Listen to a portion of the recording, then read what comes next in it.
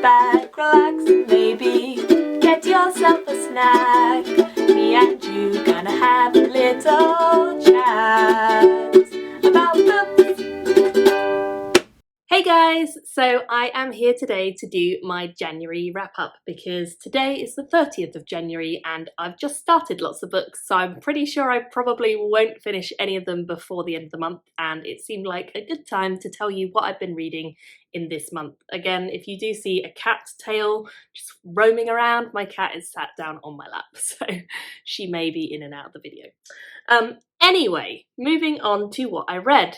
January was a pretty good reading month. I actually finished 8 books, and as I just mentioned, I have actually started like another 5 books actually, now that I'm looking at Goodreads. So yeah, it's been a good month overall. The first book that I read, or I think I was actually reading last year, but I kind of continued reading into January, was the third one in the Green Creek series, which is by TJ Klune.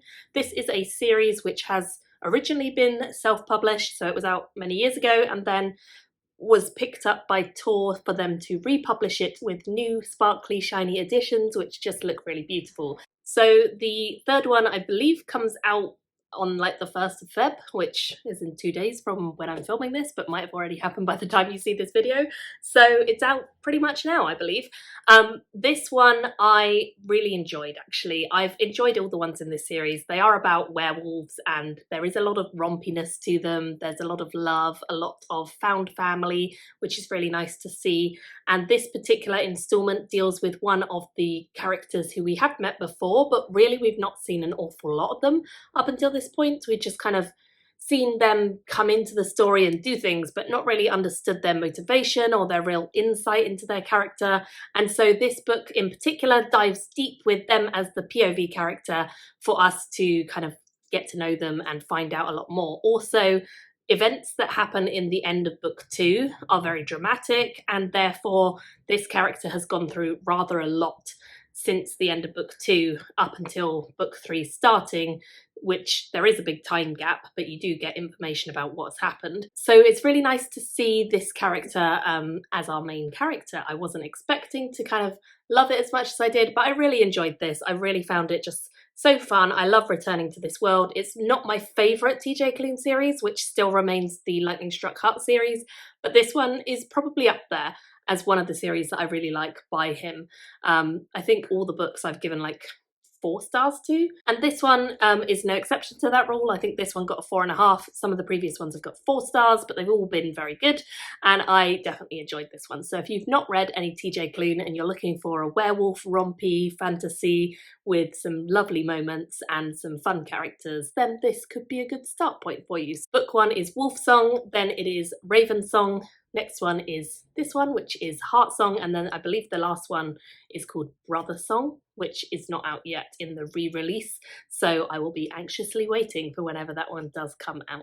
I then went on a little bit of a non-fiction kick, which is quite unlike me, but occasionally it happens, and I was just fancying reading some non-fiction, and I had a couple of audiobooks that I've been meaning to get to for a while, 2 of which were focused on animals and they were non-fiction, so I decided to dive into those. And the first of those was Saving the Last Rhinos, which is a non-fiction look into the life and career of the author, who is kind of trying to save rhinos but also investigating what the rhino trade is all about.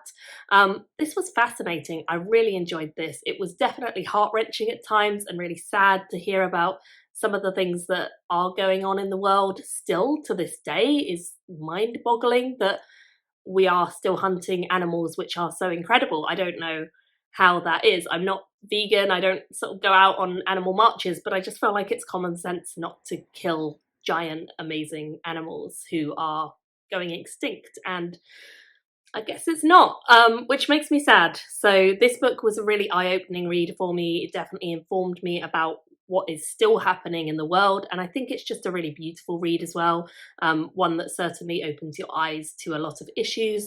And I did do some research off the back of this into just more details about it, so I definitely enjoyed this one, and I certainly recommend it if you are interested in any kind of conservation or animal welfare. This is a really nice book to read and kind of find out more about particularly the rhino situation. And I gave that one a solid 4 stars. As I say, I audiobooked it, but I certainly enjoyed it. I then read An Elephant in My Kitchen, which is kind of seen as like a follow-up to The Elephant Whisperer, if anyone's read that. I've not read The Elephant Whisperer, but I went into this one because it just sounded like such a fun title, An Elephant in My Kitchen. And this is written by the wife of the Elephant Whisperer. So post his death, this is what happens on the kind of animal reserve that they have bought and owned and developed over their life. When he was alive, he did the work with the elephants specifically, and they were kind of his chosen animal, but there were also other animals on their reserve.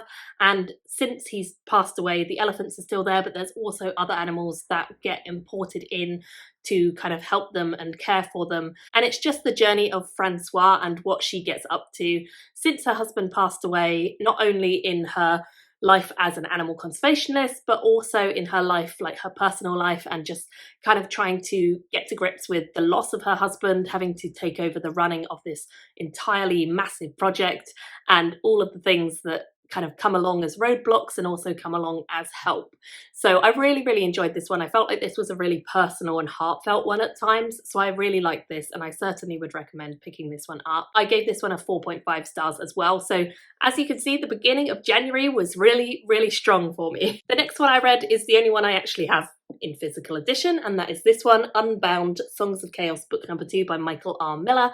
This is a continuation of a Dragon Rider series, which I started a little while ago.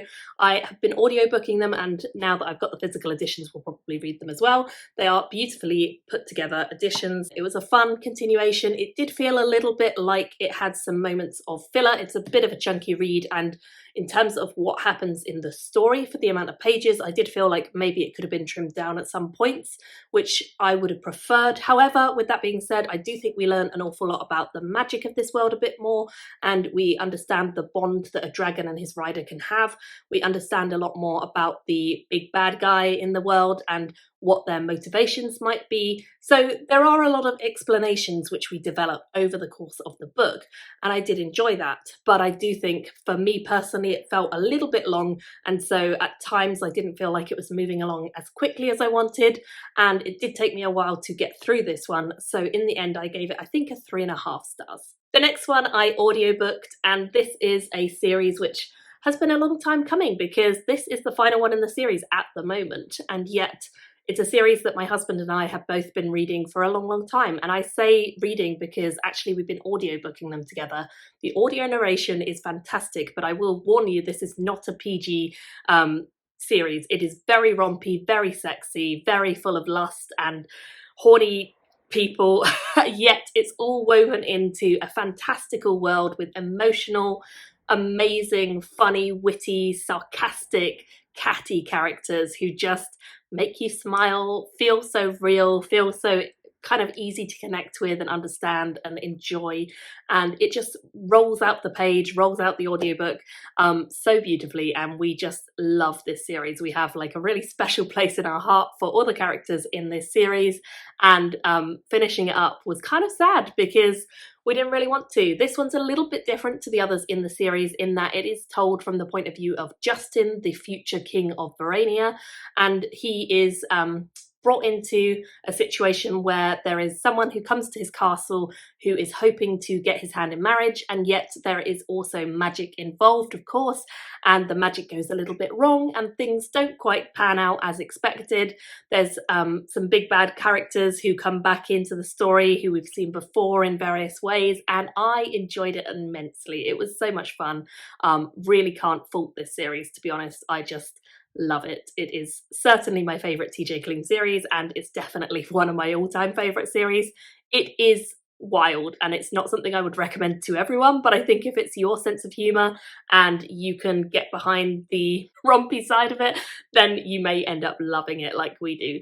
So I gave that one a solid 4.5 stars. It was just too enjoyable and too much fun, and I really want there to be more in this world. I'm really hoping TJ goes on. The ending of this leads me to believe there is more to come, so bring it on. Please write more books in this world because I'd love to see them. Now, this is where the month took a dive because up until this point everything had been going really well, and then we hit Token Huntress, which was my book club book at work. Terrible book, absolutely terrible. Honestly, I don't know where this one ended up on our list, but I am horrified that I read it, to be honest. It was bad. And what I mean by that is that the character development was shocking. The reveals were not really reveals because they were very obvious, and it was just badly written. It felt like it really needed a proofreader to go over it once or twice. Um, I didn't like this at all, to be honest. It started out okay. It's a bit generic. It's about a young woman who is a huntress, and she is living in a world where they're in the future. Vampires have kind of taken over the world away from humans, and the huntress was kind of developed artificially to hunt down vampires and save the humans. We're a couple hundred years in the future, all sorts is going on, and basically she goes out to try and find the vamps. But when she does, you know, she meets a vamp who she has an instant connection with, and all her life is questioned about what's real, what's okay, what should she do. Oh, it was awful. Like, it was truly just so bad. I do think the discussion we had at my book club, because it was so bad, was fun. But no one else finished it, and I only finished it because I run the book club, and I figured I should probably finish this book so that I can at least say, you know, what happens. But oh my goodness, I have no desire to ever return to this world or this author because it was just off-putting. It was just rubbish. And I don't say that very often. I can usually find some light in there, but I honestly can't really think of anything that I could say that was positive about this one, I'm afraid. It just sucked. So I gave that 1 star, did not like, but I did finish it. So it gets a rating. It's not a very good one. Next up, I listened to another audiobook, and this one is a memoir, and it is actually Billy Porter's memoir. And do I know anything about Billy Porter? Well, now I do. Did I know anything about him before I went into this book? No. I picked it up because I saw a couple of other people recommending it years ago, I don't know, quite a while ago.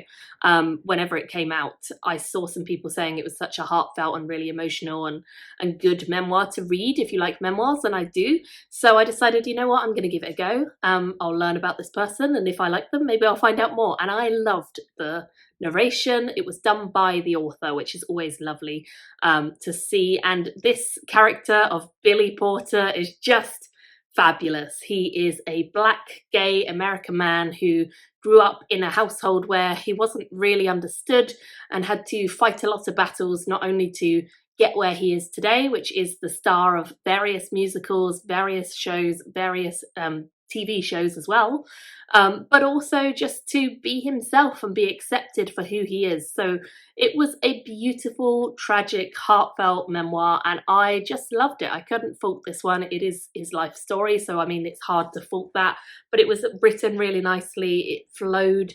It all just came across as like a really heartfelt, emotional conversation that you and the author are having, and I really liked it. So I wholeheartedly would endorse this one, and I'm going to go and see if I can watch or find some stuff with Billy Porter in now, because his book certainly inspired me to want to know more about him and what he does as his kind of work and career.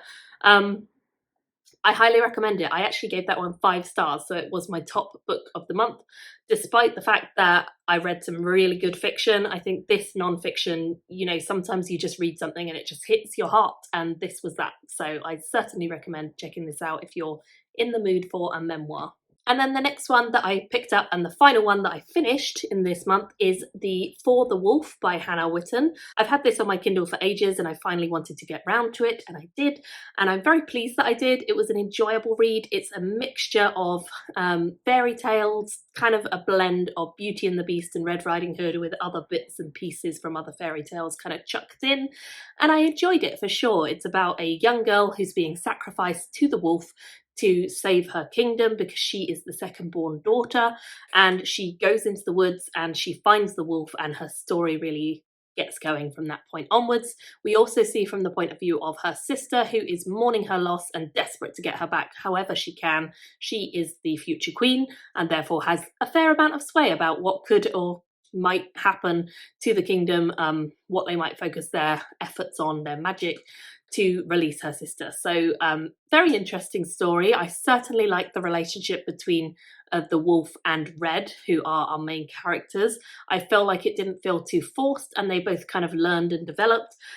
Didn't feel really like they had lots of butting head moments or miscommunication, which was nice for a change, felt a bit fresh, and generally I enjoyed this one. The ending was very dramatic. It certainly kind of increased in pacing as it went on, and I felt like maybe the ending was slightly rushed, but I did feel like it was dramatic, and certainly feel as though book number 2 is going to really be a lot more climactic from the get-go, because I think this one does take a little bit to get into, whereas presumably book number 2 is going to sort of hit the ground running, or at least I hope it is, because it was such a dramatic ending. I think I would probably continue on with this series. I haven't picked the next one up as yet, but I do think it's out, so I probably will at some point. I gave it a 3.5 out of 5 stars in the end, and I certainly think it's an easy kind of fantasy read, not a difficult thing to get through at all. So if you're looking for something fairy tale-esque, this could be a good one for you. So I'm going to finish up by quickly just letting you know the books that I've started, but I won't really say too much about them because I don't want to spoil February's wrap up. But the books that I've started, I have started Fairy Tales from Verenia on audio with my husband. This is a short story collection set in the world of Verenia, so of course, you know, had to get this one on the go. It's the last bit of Verenia that's out there at the moment, so yeah, we'll see if we finish that one up in Feb or not. We are quite slow at listening to audiobooks together because we kind of just do it like at night, in the evening after the child's in bed, and for maybe an hour or so, depending on how tired we are. So yeah, we'll see how quickly we get through that, but it's enjoyable. It's kind of the characters you already know and love from Verenia in fairy tale that you may already know, like Jack and the Beanstalk. It's good fun so far. It seems silly and enjoyable. The next one I'm reading is called Saint Death's Daughter. This one is a random one that I picked up and I'm really enjoying it. It's a bit weird. It's a bit kind of reminiscent of like the Addams family, their super odd family. There's necromancy, there's 2 sisters who are just super bizarre. It's weird. I'm not going to say too much more than that, but I am enjoying it. I'm hoping that I'll make good progress with this one in the next week or 2, and hopefully finish that up soon, but it's a chunky one, so we'll see. I'm also reading God Killer on my Kindle. This one's one that I'm getting through at quite a good pace. I don't think it's as long as the other ones. And so far it's enjoyable, but I'm not really sure where it's going. I really like the beginning scene and I feel like it's kind of slowed down a little bit since then, so I'm hoping it will pick back up again. We'll see. As I say, not that far yet, but making good pace. And then the next one I'm audiobooking as well, which is just for me, not with my husband, is The Will of the Many. This one is by James Islington and I have seen nothing but good reviews of this. So I have kind of high expectations, especially because I have read other James Islington books and enjoyed them. I am very hopeful that I will also really like this. So far, it's pretty good. I'm definitely enjoying the concepts of the world, which is a world where people can suck other people's will and use it. Sounds fascinating. We have a character who is very mysterious with their backstory. So it's all seeming promising. He's off to an academy. There'll be academy montages of learning, I'm sure, coming up, which I enjoy. So we'll see. High hopes, fingers crossed it's going to be good. And then the final one that I'm currently reading as an audiobook is Are We Smart Enough to Understand How Smart Animals Are? And this one is quite a sciencey one. It references an awful lot of case studies, so it's taken me a little while to get into this one. But there is some really interesting stuff in there about animals and what they can do and what testing has been done by humans and whether that testing really is fair or if it's biased towards the human point of view, and things that perhaps aren't really relevant to animals are being tested by humans and so forth. It's very fascinating in the concepts it talks about. I don't know that it's the most accessible book. It doesn't feel super easy to get into, but it is definitely thought-provoking. So it's taking me a bit longer, but I'm hoping I'll also finish that one up this month. We will see. So that's everything I read in January and what I'm starting to read for February. I would love to hear if you guys are reading any of those books, if you've read any of them, what did you think of them? Let me know what your favourite book in January that you read was, and I will see you all very soon in another video. Bye everyone! Thank you for watching my video today. Go pick up a book, then come back and chat with me again.